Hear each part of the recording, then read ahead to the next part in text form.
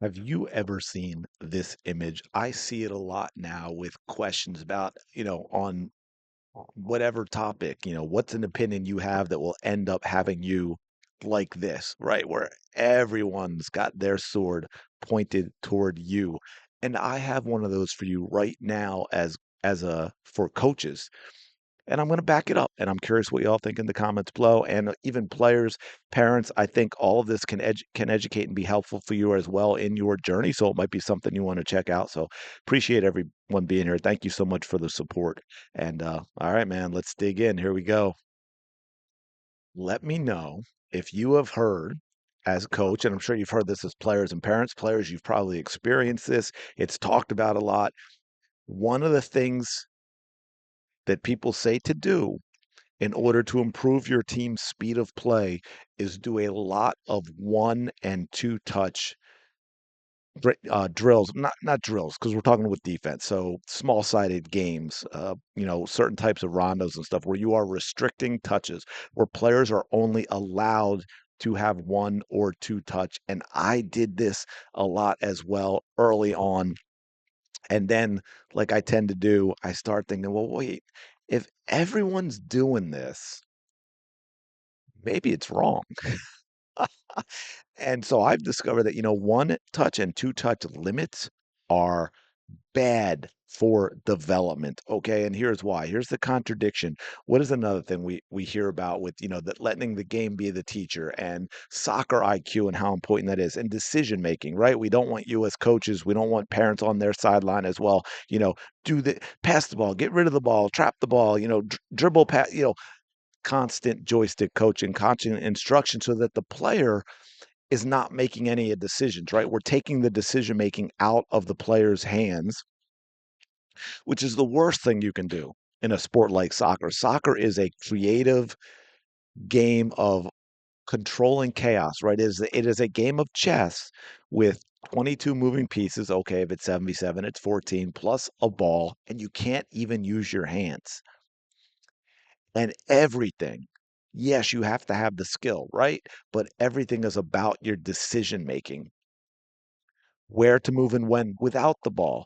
When the ball's coming to you, are you processing all the information so that before it even comes to you, you know what your first touch to be needs to be, where it needs to be, where you're going with the ball, whether it's a dribble, whether it's a pass to a teammate, going forward, playing a through ball, playing back to your keeper, whatever it is. It's all in the head. It's all so much about the decision making for you. Well, let me ask you this. If you are doing things where you are limiting your players to one touch or two touch, are you allowing them to improve the most important part of their game, which is their soccer IQ and their decision making? I would argue that you aren't. I would say coaches don't restrict touches. What you can do is restrict space so that it makes it more likely. Now, what I mean, I want to go through this and show you real quick on here to give you an idea. This is the most basic of, what we'll call a rondo, but this is a drill, right? You can do a lot of touch restriction within drills. So the say 4v1, 4v2, that type of thing that is very common starts out as a 3v0 to get the body positioning correctly, the one and two touch correct, a little movement off the ball correctly as well, body position. So for example, we've got the 3v0. So the pass to this player should be with the right well, when we're starting it can be with either. It actually should be with the left foot if we're going this way, and I'll show you what I mean in a second. So we're going here. Now this player, if we're opening up properly and we're one touching the ball, right? This player should be opening up and we're one touching. We know it's going to go to this space. And what I mean is okay, so when this ball goes here, right? This player should always have two options. So one of the first things we're teaching, that ball goes here, this player immediately gets here and gets into an open body position, if I can get it changed, right? An open body position so that they are facing the field so that when this ball comes here, they can open up and play with a left foot to now this player, right? Then this player has to get into an open body position as well don't mind the little actions that I'm juggling through to give you an idea, right? And then but this player has to stay in one. So now this person can go here.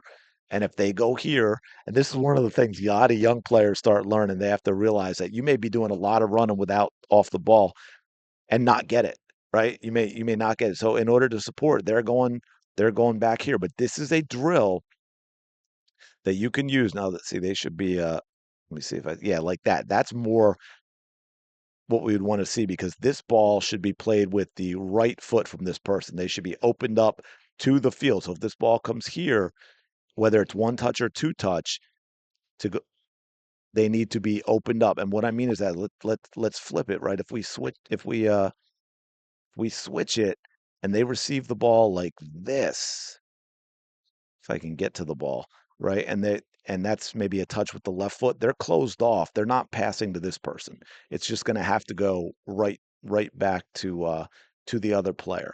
Now, when you're doing a drill like this and you're teaching all these different elements of it, open body position, right? The movement off the ball so they have two players to play to, getting your body open and facing the field, playing one touch on this drill or two touch to start, however you're doing it all fine. One and two touch. Perfect. That's the drill. You should be doing that. Just like if you're starting at the youngest age and the very first thing you're doing is just having two players pass the ball back and forth. You can work on one touch. You can work on two touch. Now, what you should be doing when you get into drills like this and you get a defender in here, if the space is small enough, you are going to force one and two touch. Do you see what I mean? And you should emphasize that in your coaching that look, I want you make it clear to your player. I want you to play one, and you can just make it one touch, or you could go ones that are two touch. You don't have to play two, obviously, if they can play one. So, I want you to play at max, two touch max. We're going for one touch in this. That's what you want, but you have let them know the understanding that you realize that may not be possible. And this is where I get into the decision making of it all. There are times when, because of the way the ball comes to them, where the defense is, and what have you, their body position, they can't actually play one touch. And to try and play one touch is a bad decision that leads to a turnover, right? For example, if the ball gets popped in the air and drilled at the top of my thigh, and all I can do is hopefully get in front of it and drop it down to my feet, I can't play one touch on that. I'm going to have to find a way to drop it to my feet with my body, get my body in a good shielding position, get my head up, find a teammate who's moving correctly off the ball, and play a pass to them and allow my team to keep possession. Does that make sense? Or same thing, even if the ball's on the ground, but it's bouncing a little bit. There are times and opportunities where you cannot play one touch or you cannot play two touch. Or maybe you're playing a larger rondo. Maybe you're playing, 6v2 or 4v2 plus two or something like that. And you're encouraging one and two touch because you're encouraging quick ball movement. Fantastic. But even in that, right, at times, if you're have a team that's possessing it very well, there are times where when someone gets the ball and you want to pause, right? You want them to stop the ball because by continuing one and two touch, you're maybe just helping the defense recover, if that makes sense. So while one and two touch is important in terms of the player needing to be able to do it and to have that skill to do it, it is still part of the decision making process. And therefore, if you say, hey, this is a one touch drill or this is a two touch drill max, you are taking away the decision making from that player and probably limiting their development as well because they're not just taking away the decision making, but reinforcing bad decision making because you have players playing one touch because that's what you've told them at times when they shouldn't. And then they get on the pitch and they play a one touch ball at a time when maybe they should have taken two or maybe they should have taken three. And yes, it works the other way too. I get that where it always seems a lot of times players take one touch more than they should, but that's part of the thing. And when you have something like this, like let's say it gets you've got your players they're able to play, more touches because it's so big, right? I think that's the other thing too is if you want to limit touches, limit space, right? For example, if we were to go like this, right? If we were to go like this, well, let's bring this one in. Now do you think it's more likely that they're going to get rid of the ball in fewer touches? They're going to learn very quickly that if they try to take more than one or two touch in a situation like this, and then right, then what if we do this too? Right. And we might add a fourth offensive player, and that's where you start building that up. But there are other things you can do to force limitation of touches without actually making it a rule, allowing the players get that in their head, understand, hey, this is what we're trying to accomplish, but I understand at times you aren't going to be able to do it, and that is okay if it is the right decision. Anyway, let me know your thoughts in the comments below. Appreciate you checking out the video. As always, smash the like button, subscribe to the channel. Really do appreciate it. I will talk to you in the next video.